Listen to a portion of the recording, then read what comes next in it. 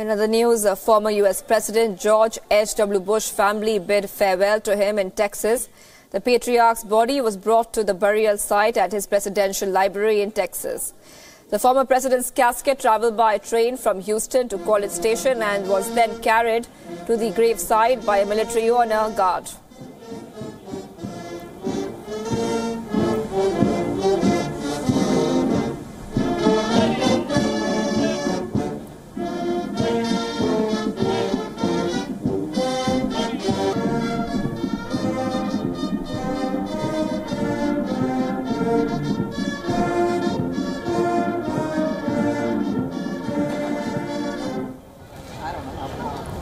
A special funeral, a train carried the flag-draped body of the former president. It was a Union Pacific Corps locomotive which bear the name George Bush 41.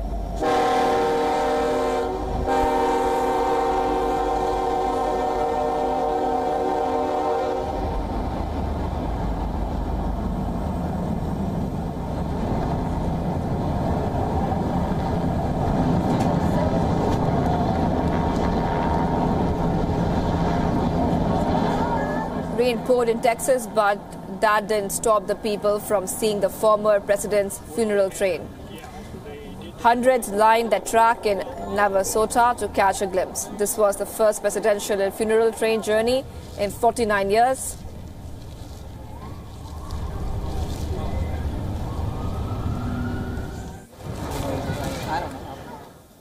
Earlier in the day, his family paid personal tributes to him at the Houston church, where the remains had been kept for public repose. George P. Bush, son of former Florida Governor Jeb Bush, recollected him as Gampy. He is one of the 17 grandchildren of the former president. During World War II, he risked his life, but he had a very effective way of letting... At the close of one summer after he left public service, Gampy wrote an email to us all, saying, "The only thing wrong with the last 5 months is that none of you were here enough. Next year, promise this old Gampster that you'll spend more time with us here by the sea. As you know, I've had to give up fly fishing off the rocks in Maine, but there are plenty of wonderful things to do. I think of you all an awful lot. I just wonder how each of you is doing in school and in life. If you need me, I'm here for you because I love you very much." George H.W. Bush's body was buried after a gun salute and a Navy flyover. His final resting place is alongside his wife, Barbara, and Robin Bush, the daughter they lost to leukemia at the age of 3.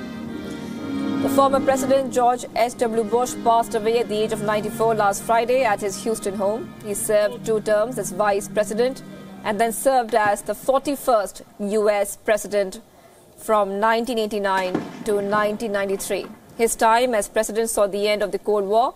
He was also the former head of CIA and a World War II hero.